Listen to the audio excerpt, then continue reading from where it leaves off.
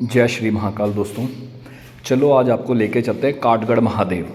काठगढ़ महादेव जो मंदिर है ये हिमाचल प्रदेश में कांगड़ा ज़िले में स्थित है। ये ना एक बहुत ही अनोखा मंदिर है। इसकी जो कथाएं हैं वो शिव पुराण में भी आती हैं और ये भी कह सकते हैं कि ये जो मंदिर है ये पूरे विश्व में एक ही मंदिर है जिसमें माँ भगवती भगवान शिव के साथ विराजती हैं लिंग स्वरूप में ही। मतलब इसमें जो भगवती की हाइट है वो 5 फुट की है, जो बाबा की हाइट है वो 8 फुट की है और दोनों एक साथ ही दोनों की पूजा होती है। इसे अर्धनारीश्वर शिवलिंग भी बोला जाता है क्योंकि ऐसा कोई और शिवलिंग है ही नहीं, पूरे विश्व में ही नहीं है।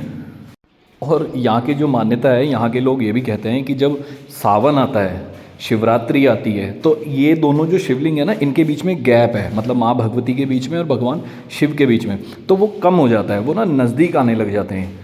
ये देखो दोस्तों, ये वो नदी है जो इसके बगल में ही है। आपको दिख रहा है वो महादेव का मंदिर है, वो सामने दिख रहा है ना वो महादेव का मंदिर है। तो ये नदी पार करनी पड़ती है। पहले तो इसमें बहुत पानी आ रखा था, अब थोड़ा शांत हो गया है क्योंकि बाढ़ आ रखी थी अभी हिमाचल में भी, तो अब थोड़ा शांत हो गया है। अब ये मंदिर है सामने जो आपको दिख रहा है।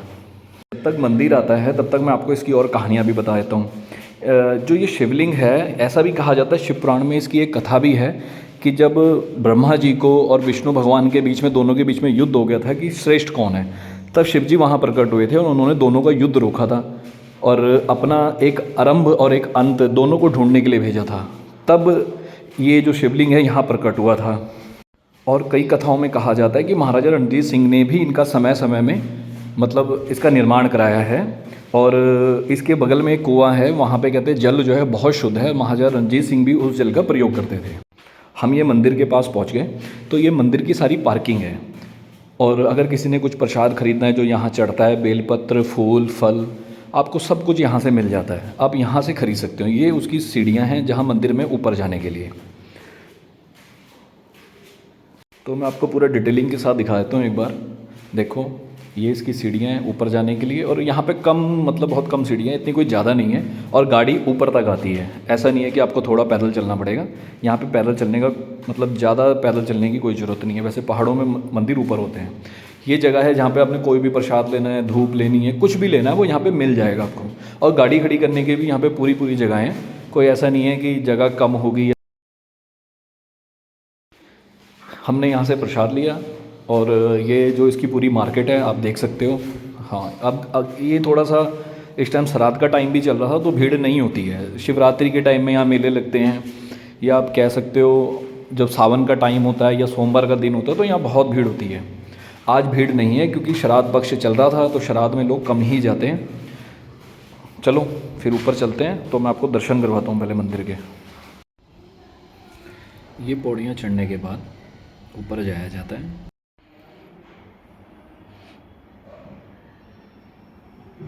ऊपर जाने के बाद ये जो जगह है यहाँ पे हम हाथ पैर मुंह अपना धो सकते हैं और जूते चप्पल भी यहाँ पीछे जो ये रैक बना हुआ है वहाँ पे रख सकते हैं। ये सारी पार्किंग है जहाँ पे गाड़ी खड़ी की जा सकती है। ये जूते चप्पल रखने की जगह है और ये सामने भी एक राम जी का मंदिर है। चलो आपको मंदिर के अंदर के दर्शन कराते हैं। ये दरवेश बैठे हैं, ये हर जगह होती ही है जहाँ बाबा का मंदिर होता है। वो जो सामने ये जो वट वृक्ष है ये भी बहुत पुराना है क्योंकि इतना मोटा वट वृक्ष होता नहीं है। ये यहाँ पे भगवान नागराज, नंदी महाराज और मुझे लगता है ये शनिचर महाराज की फ़ोटो है। मतलब जो ये हैं शनिचर महाराज हैं। कई जगह भैरव स्वरूप में भी रखे जाते हैं तो मुझे इतना पता नहीं लगा, मुझे ये शनिचर महाराज ही लग रहे हैं। इनके दर्शन करने के बाद हम मुख्य मंदिर की तरफ बढ़ गए। ये जो सामने ये दिख रहा है यही मुख्य मंदिर है, ये इसका पीछे का रास्ता है तो हम यहीं से चले गए। वो सामने बाबा आपको दिख रहे हैं, देखो ओम नमः शिवाय भी लिखा हुआ है, कितना अच्छा लग रहा है। अब ये इसका मतलब पीछे से रास्ता है, आया यहीं से जाता है, पर जो माँ भगवती है या शिव जी हैं वो आगे की तरफ से दिखते हैं तो ये उनके एक तरीके से हम कह सकते हैं पीठ है, पीछे का साइड है। अभी चलो मैं आपको दर्शन करवाता हूँ।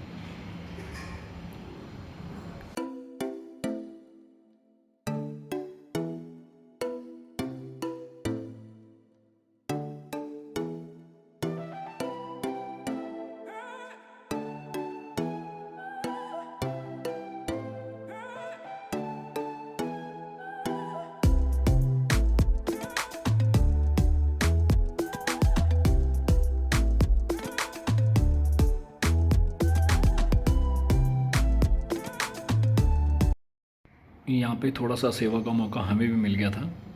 इतनी जल्दी मतलब सिद्ध पीठों में सेवा करने का मौका मिलता नहीं है, पर बाबा महाकाल की माँ भगवती की ऐसी कृपा हुई कि उन्होंने हमें मना नहीं किया।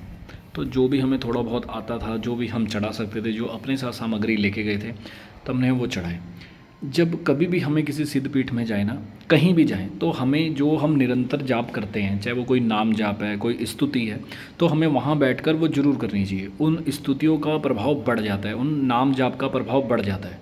हम गए, हमने दर्शन किया और हम वापस आ गए, चलो ठीक है, उसका भी अपना एक फल है। पर अगर हम वहाँ बैठ के उनकी स्तुति करेंगे, उनको प्रसन्न करेंगे ऐसे, क्योंकि भगवान वहाँ साक्षात प्रकट है, अगर हम उनकी स्तुति करके उन्हें प्रसन्न करेंगे तो वो और खुश होकर हमें सुख, समृद्धि, ऐश्वर्य सब कुछ प्रदान कर सकते हैं।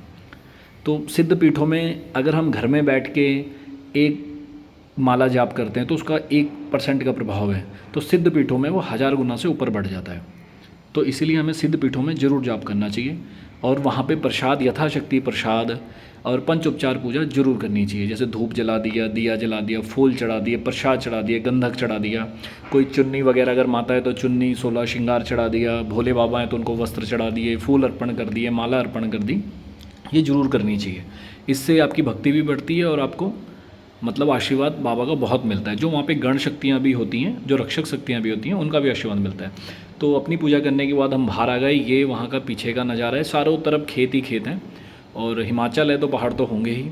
उसके बाद यहाँ पे धूप लगती है, ये यहाँ की जोत है, जो अखंड जोत यहाँ जलती रहती है। उसके बाद हम, ये कृष्ण भगवान का मंदिर था, हम इधर आ गए दर्शन करने के लिए।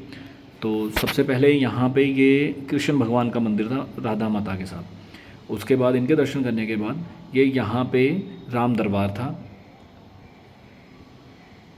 उसके बाद यहाँ पर ये भगवती का मंदिर था। ये दर्शन करने के बाद ये पीछे का नज़ारा है सारा का सारा, पीछे जो मार्केट है वहाँ का है। और उसके बाद यहाँ से दर्शन करने के बाद हम जब आगे गए तो यहाँ बालाजी महाराज भी थे बैठे हुए, तो इनको भी प्रणाम करके हम अपने घर की तरफ बढ़ गए। बस यहाँ से निकलते हैं। देखो, ऐसा सौभाग्य मिलना कि आप दर्शन कर सको, जा सको, ये भी कहते हैं भगवान शिव की भक्ति भगवान शिव के मर्जी के बिना मिल ही नहीं सकती है। आप उनकी मर्जी के बिना कहीं जा ही नहीं सकते हो। और थोड़ा सा आगे जाके हमने दूसरे मंदिर भी जाना था, वो सरप्राइज़ है, वो आगे बताऊंगा आगे कि हम कहाँ गए थे, वो अगली वीडियो में दिखाऊंगा। पर वहाँ पे बारिश होने लग गई। ये देखो कितनी तेज़ बारिश चल रही थी, बहुत ज़्यादा बारिश हो रही थी। हमें ऐसा लगा शायद आगे बारिश ना हो, पर बीच में जब जलंधर आता है और लुधियाना, यहाँ बारिश नहीं हो रही थी। जब आगे आए हम तो देखो घर